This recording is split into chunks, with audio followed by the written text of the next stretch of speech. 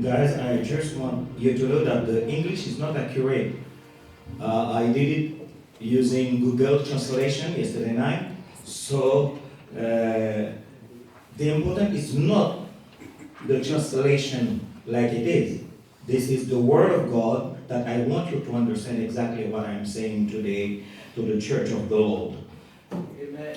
Bien-aimés en Jésus-Christ, frères et sœurs dans la foi, à la fin de chaque année, et même jusqu'au premier jour de janvier, des souhaits sont formulés à l'égard de nos semblables.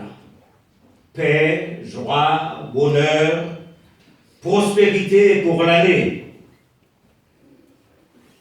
En pile monde a fait ça déjà en 2019. Nous faisons encore, et va continuer à faire pendant les premiers jours du mois de janvier 2020. Et si le Seigneur prête nous la vie, depuis nous 2021, nous avons fait encore. Parce que ça, c'est une coutume, et il semblait que c'est quelque chose de pure forme que nous avons fait. Mais ce sont des souhaits limités dans le temps. Je te souhaite bonne année 2020, c'est pour 2020.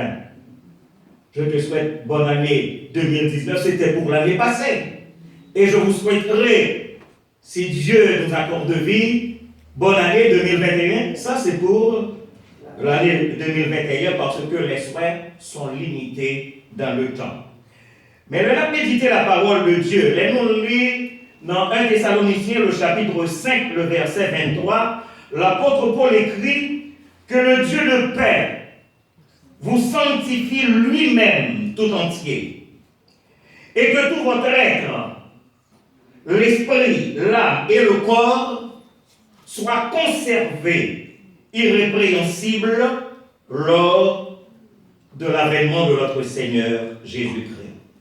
D'après que nous accorder beaucoup d'attention à ce qui sera dit du haut de cette chair aujourd'hui.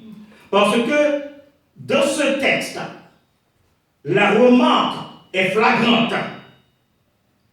Il y a des points importants qui doivent attirer l'attention de chacun de nous. Moi, découvrir premièrement que c'est un souhait présenté par un leader chrétien.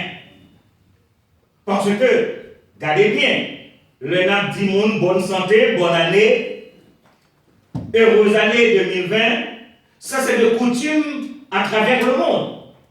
Mais regardez la manière que le leader chrétien lui adressait, lui présentait des souhaits. C'est un souhait, je vous dis, qui est présenté par quelqu'un qui est un chrétien. Deuxièmement, c'est un souhait qui est le produit d'une conviction chrétienne.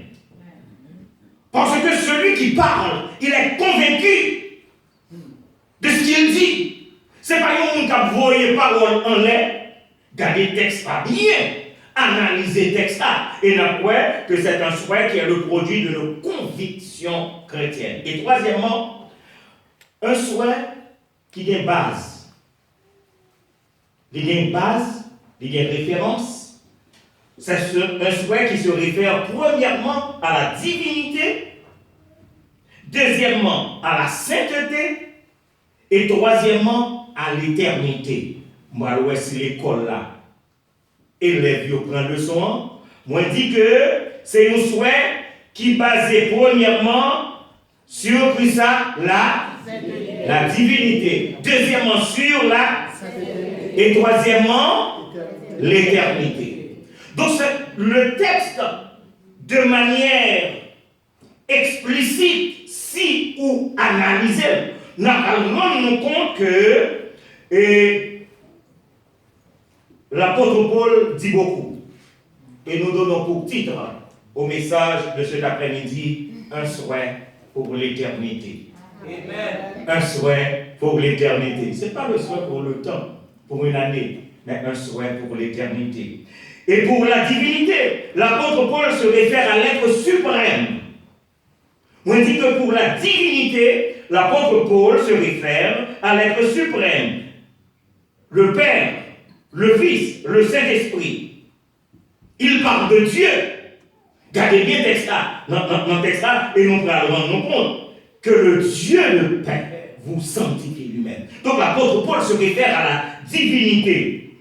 Deuxièmement, moi dit que l'apôtre Paul se réfère à la sainteté. Nous prenons compte que l'apôtre Paul parle de l'homme intégral, l'homme dans son intégralité. Il fait mention, votre être tout entier, l'esprit, l'âme et le corps. Donc, et nous rendons compte que l'apôtre Paul lui fait mention de cette sainteté, lui dit comme ça, que le Dieu le Père vous sanctifie lui-même tout entier. Et la troisième partie, c'est l'éternité. Paul se réfère à l'espace intemporel.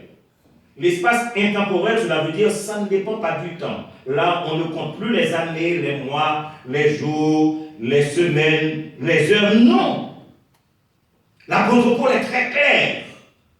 L'apôtre Paul écrit aux chrétiens de Thessalonique, lui dit que le Dieu de paix vous sanctifie lui-même tout entier. Et que tout votre être, l'esprit, l'âme et le corps soient conservés, irrépréhensibles, lors, et le cas dit qu'il est, pour juste que le Seigneur va retourner. Alors, entendons-nous, nous t'a dit Paul que nous comprenons Paul. Tu écris sous l'inspiration du Saint-Esprit. La formulation de son souhait, c'est une formulation spirituelle. Et nous t'en rendons compte que si Paul, c'était l'homme Paul qui t'a parlé, c'est pas comme ça qu'il t'a écrit. Si c'était l'homme Paul qui t'a parlé, il t'a dit comme ça, que Dieu vous sanctifie et vous conserve jusqu'à l'avènement de Jésus-Christ. Je reprends. Parce que besoin que nous voyons la formulation de ce texte par l'apôtre Paul sur le plan spirituel, puisque l'apôtre Paul est inspiré par l'Esprit de Dieu.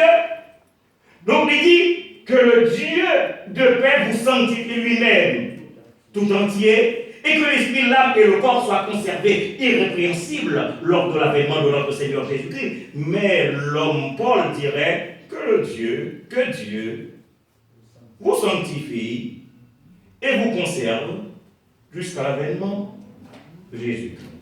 Mais pourquoi? C'est là que je veux attirer l'attention. Pourquoi de manière spécifique Paul lui dit le Dieu de paix?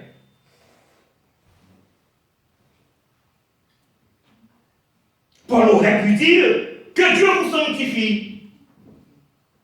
Et ce serait correct. Vous n'avez pas même. Ce serait une phrase correcte. Il dit, moi souhaitez que mon Dieu sanctifie nos points. Mais l'apôtre Paul lui dit non. C'est pas moi qui écris, c'est le Saint-Esprit de Dieu qui me dirige et qui me demande de vous dire que le Dieu de paix vous sanctifie.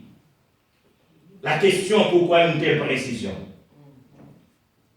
En effet, j'aurais aimé épuiser tout le contenu du texte avec vous, mais laissez-moi dire nous, je suis esclave d'une seule partie pour aujourd'hui. Et m'espérez que le premier dimanche du mois de février et le premier dimanche du mois de mars, nous allons aborder les deux autres parties. Parce que la parole de Dieu est riche. La parole de Dieu est abondante. Je suis aujourd'hui esclave de l'expression que l'apôtre Paul fait mention, le Dieu de paix. Car le souhait de l'apôtre Paul est formulé dans le cadre du souhait prononcé par une autre bouche. N'a pas les mains qui bouchent. On dit que le souhait que l'apôtre Paul fait aux chrétiens de l'église à Thessalonique et que j'adresse à vous aujourd'hui, l'apôtre Paul lui joignit une bouche et pas n'importe bouche, une bouche humano-divine. Des lèvres saintes, des lèvres bénies. Parce que c'est le Seigneur lui-même qui t'a déjà présenté des souhaits. Le souhait du Seigneur. Imaginez-vous que ce n'est pas le pasteur qui vous fait des souhaits, ce n'est même pas l'apôtre Paul qui vous fait des souhaits, que ce soit le Seigneur lui-même qui souhaite à chacun des membres de cette église qui formule un souhait, un vœu pour vous-même. C'est ce qui est extraordinaire, n'est-ce pas, mes frères et mes soeurs bien-aimés? Parce que les saints nous disent que le souhait du Seigneur est rapporté par l'évangéliste Jean en 3 fois. Au chapitre 20 de l'évangéliste Jean. Jean chapitre 20, le verset 19. Jean chapitre 20, le verset 21. Le chapitre 19, voyez que le soir de ce jour, qui était le premier de la semaine, les portes du lieu où se trouvaient les disciples étaient fermées à cause de la crainte. À cause de la crainte qu'ils avaient les Juifs. Vous vous imaginez? Et c'est là le problème de l'homme. Nous avons tous peur. Ils avaient la crainte des Juifs. Les disciples avaient la crainte des Juifs. Aujourd'hui, je vais demander nous qui ça nous peur. Parce que nous connaissons un pile monde qui peur. Et dans petit monde, petit monde, qui vit dire grand-papa ou pas attendre. Ils ont commencé. Et nous voyons que notre Seigneur Jésus-Christ, il vint et se présenta au milieu des disciples. Qui ça te dit? La paix soit avec vous. Donc, quand il y a la crainte, quand il y a les problèmes, quand il y a la peur, quand il y a le doute, quand on ne sait pas ce qui se passera, le Seigneur est là pour vous souhaiter la paix soit avec vous.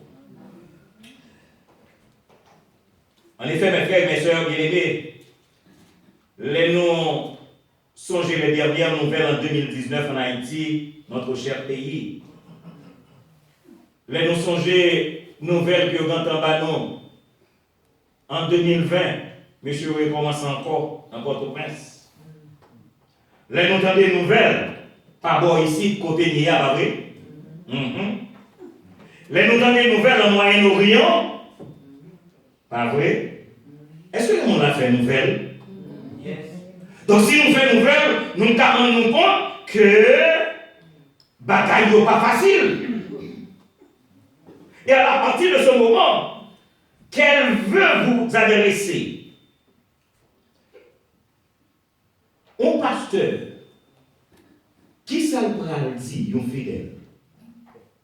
Dans le premier dimanche, le 3 janvier, ou une nouvelle au départ.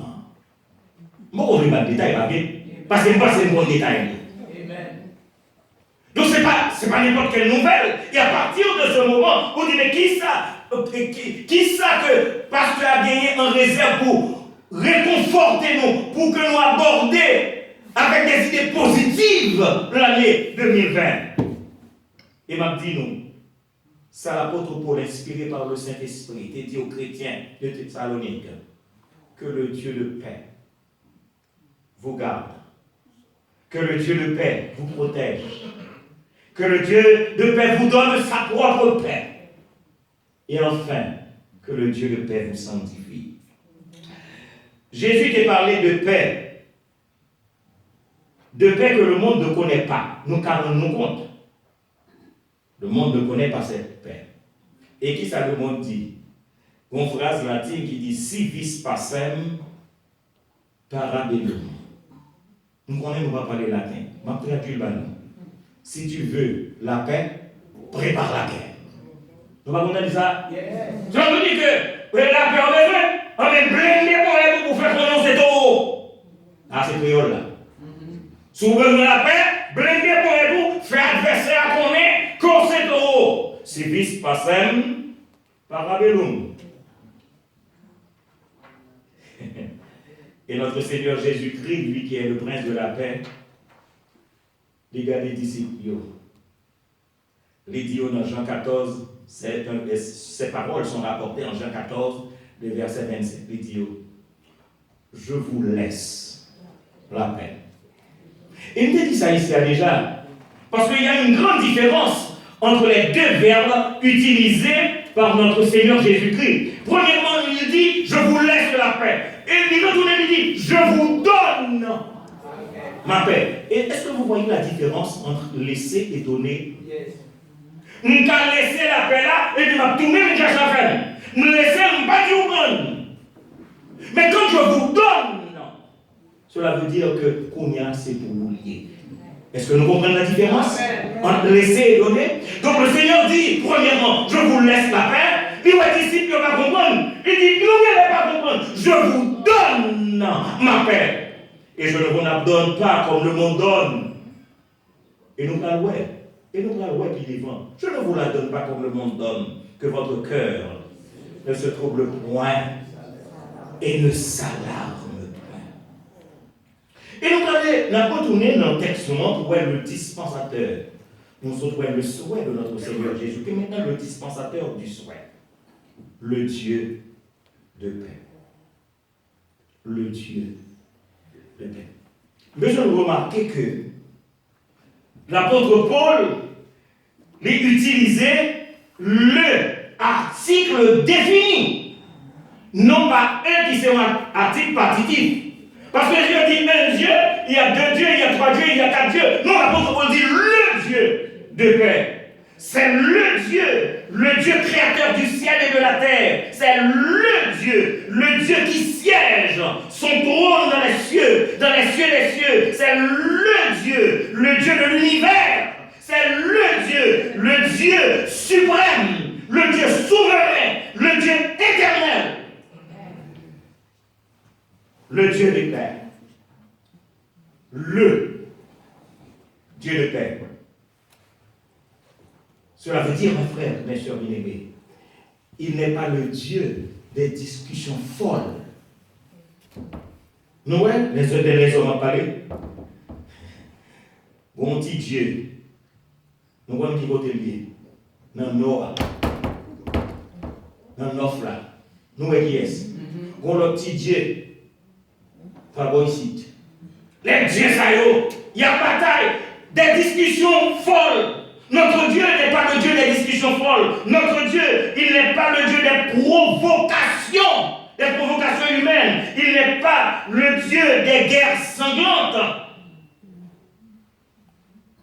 Il n'est aussi pas Dieu de pierre, Dieu de marbre, que nous voyons dans l'Église catholique, nous parlons devant nous. Non, notre Dieu n'est pas le Dieu de pierre, ni un Dieu de marbre. Il est le Dieu vivant et vrai. Est-ce que nous entendez ça? Bon, répétez pour nous. Il est le Dieu vivant et c'est mon Dieu. Et c'est votre Dieu. Et c'est ça le besoin que nous comprenions. C'est que vous avez un Dieu vivant et vrai. L'aide dit parole, l'aide dit je vous laisse la paix, je vous donne la paix. Sous par la paix, c'est vous parlez.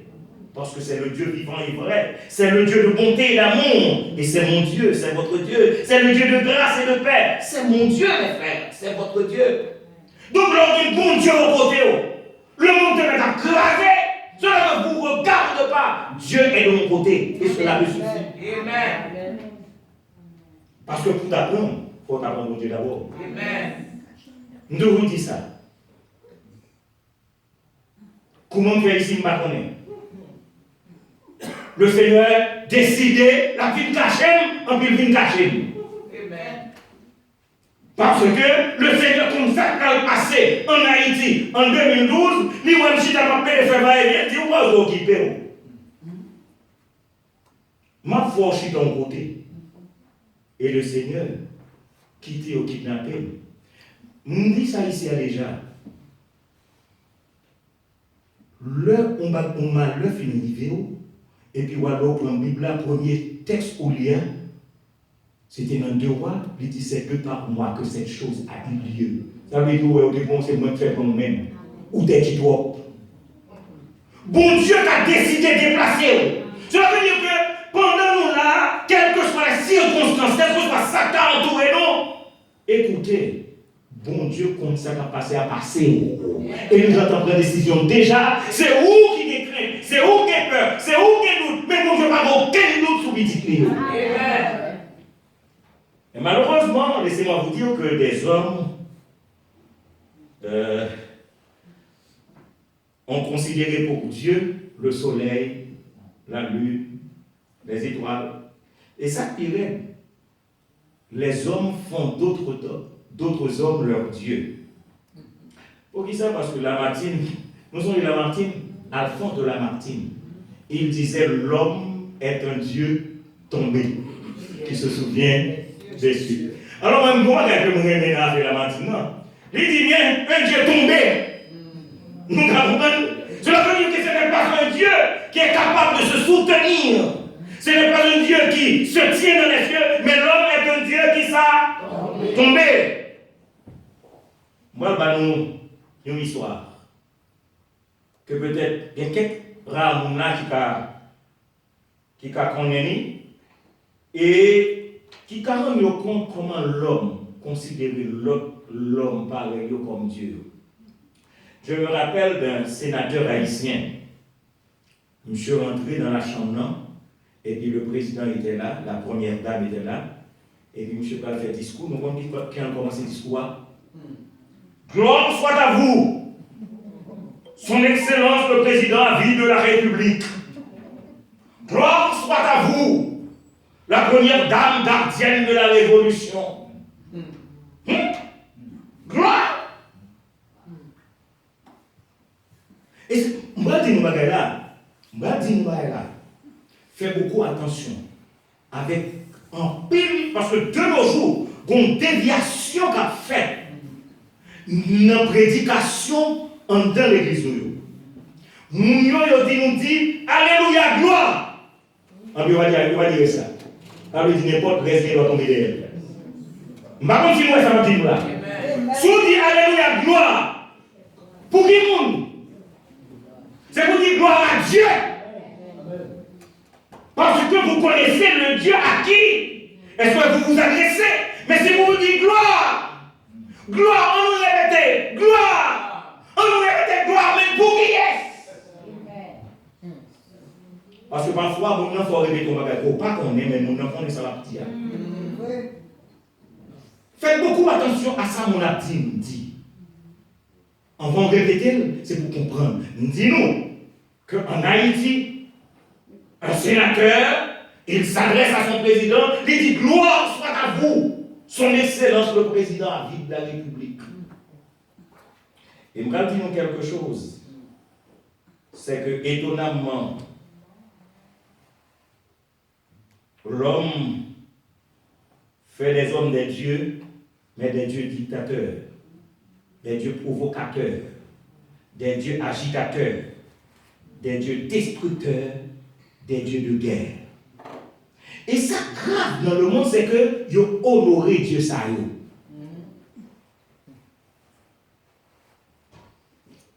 L'homme arrivait même à proposer d'autres hommes pour le prix Nobel de la paix. Nous avons toute explication de l'histoire du prix Nobel de la paix, mais cependant, nous rendons compte que un homme que nous entendons parler en pile de l'Allemagne nazie, nous songez général ça, Adolphe, et voilà qu'il se vantait de son amour pour la paix. Monsieur fit vanter de son amour pour la paix, et puis monsieur envahit l'Autriche, il envahit les Sudètes, et puis nous connaissons ça, les hommes proposés. Monsieur pour le prix Nobel de la paix.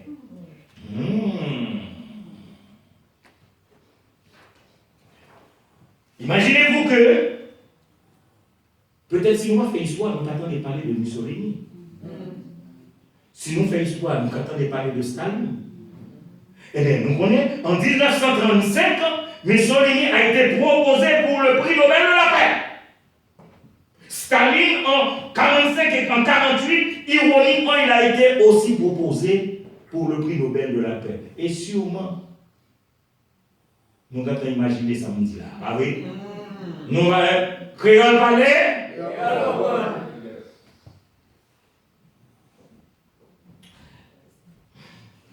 Alors, mes frères et mes sœurs bien-aimés, dans la formulation des souhaits aux Thessaloniciens, l'apôtre Paul écrit le Dieu de paix. Le Dieu de paix. En ce premier dimanche du mois de janvier, à l'instar de Paul, je souhaite que le Dieu de paix, que notre Dieu, que mon Dieu, que votre Dieu, le Dieu de paix, qu'il vous sanctifie. Je souhaite, à l'instar de notre Seigneur Jésus-Christ, à chacun de vous, et je vous dis, la paix, mon frère, la paix, ma soeur. Oui, la paix soit avec vous. Alors, laissez-moi vous expliquer que la paix est synonyme de calme, de tranquillité, de sécurité, de prospérité, de bonheur. Mais nous sommes sûrs et certains que nous avons dit que c'est encore dans notre sermon que le pasteur est en train de prêcher ce dimanche. Vous diriez peut-être comment souhaiter et parler de la paix en ce 21e siècle, dans un monde de menaces, dans un monde de provocation. Comment parler de la paix entre juifs et palestiniens qui l'un a tué l'autre?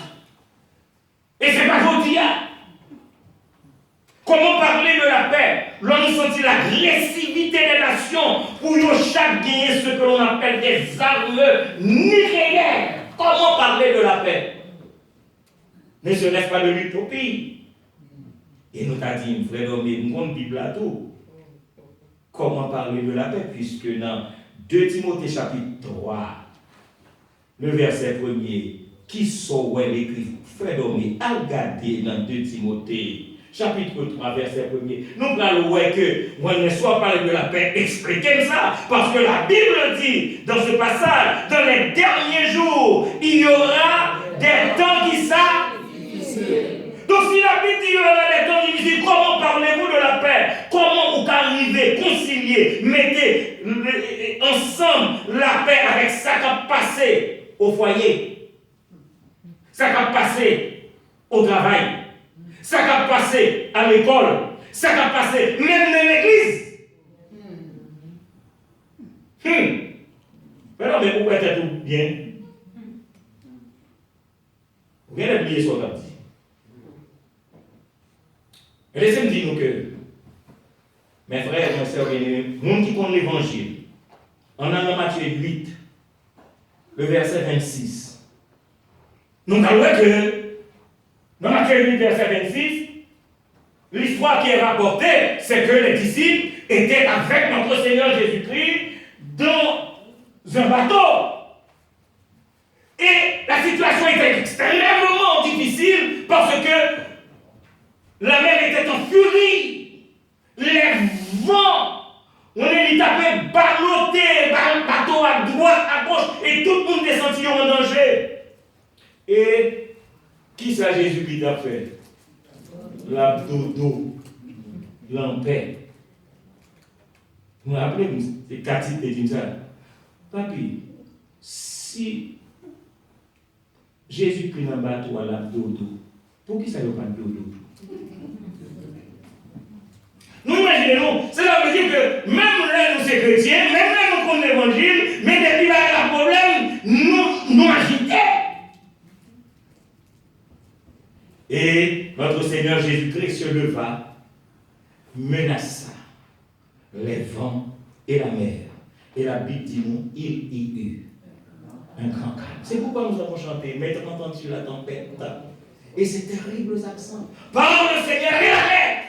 Sauve-nous, nous t'en prions, c'est là notre prière. Sauve-nous, nous t'en prions. Et maintenant, laissez-nous dire nous, après la mort de ce général, après la menace de frapper 52 sites,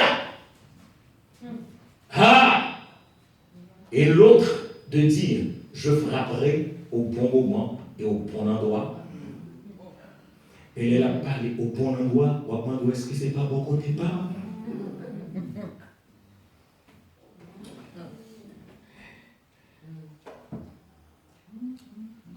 Les disciples, dans Jean chapitre 20, verset 19, les disciples étaient une grande crainte, une crainte immense qui t'a ravagé. Jean 20, verset 19. Jean 20, verset 19. Et le Seigneur paraît, il se présenta au milieu d'eux et il dit, la paix soit avec vous. Parce que nous avons un problème. Mes frères et mes soeurs bien-aimés, nous avons un problème. Et Jésus-Christ se tient ici si Jésus est au milieu de nous. Son regard s'abaisse sur nous. Sa douce parole, entendez-vous? Oh, je veux vous sauver tous. Ça veut dire que ça nous contrôle là déjà. Amen. Nous contrôle là déjà. Nous dominons déjà. Amen. Je veux simplement que nous ayons la foi. Amen. La paix soit avec vous. En effet, nous connaissons que nous avons demandé comment accepterais-je la paix. Là, je regarde tout ça qui a privé. Moi, je mon explication à partir de mon illustration. Il y a un roi qui te promet que la récompenser à un peintre qui présentait un bel tableau. Dans un tableau, ça livre le calme, la paix, la tranquillité. Présentez-moi un tableau et cette personne sera grandement récompensée. Et le premier tableau que le recevoir, maintenant, dessiner un lac calme, tranquille. Le lac était tellement calme et tranquille. Le lac là, c'est comme si c'était un miroir parfait que vous regardez dans le lac là, vous voyez les montagnes d'alentour, on est dans le lac là. C'est tellement tranquille. Au-dessus, on pouvait voir un ciel bleu, bleu clair. Et ça excitait l'admiration, cela agrémentait la vue. Et le roi se demandait, n'est-ce pas l'image parfaite de la paix? Nous avons même un bel tableau, la calme et tranquille, ciel bleu sans nuages. Pas vrai? Le gardien dans le lac là, c'est comme si vous êtes toute montagne, c'est comme si c'était un miroir parfait. Ça représente la paix. Et voilà que le deuxième volon tableau, avec des montagnes fondues, qui gagnent des roches fondues, des roches pointues. On dit sur en Haïti, nous avons une montagne comme ça, parce que les têtes maintenant calées. On parle de la nudité de la montagne. La nudité de la montagne. Donc, imaginez-nous, les sommets des montagnes sont alarmants puisque pas de rien ou des questions, moun pas qu'à monter dans la montagne.